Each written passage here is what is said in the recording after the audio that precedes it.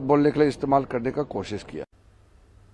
समाज माध्यमांवरील पंतप्रधान नरेंद्र मोदींचा व्हिडिओ हटवल्याप्रकरणी माहिती तंत्रज्ञान आणि संवाद विषयक संसदीय स्थायी समितीसमोर आज मेटा, एक्स, स्नॅपचॅट आणि गुगलचे प्रतिनिधी उपस्थित राहिले।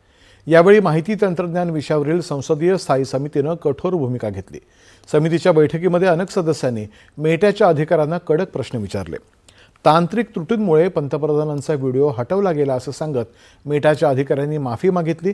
मात्र हा मुद्दा केवळ माफी मागण्याचा नसून जबाबदारी निश्चित करण्याचा आहे असं अनेक सदस्यांनी स्पष्ट केलं। व्हिडिओ हटवण्यास जबाबदार असलेल्या मेटाच्या अधिकाऱ्यांवरती कायदेशीर कारवाई करण्याची मागणीही सदस्यांनी केली।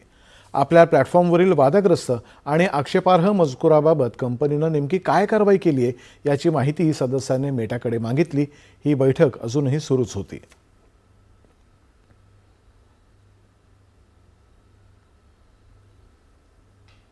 समुद्र प्रदक्षिणा पूर्ण करणाऱ्या भारतीय लष्कराच्या त्रिवेणी या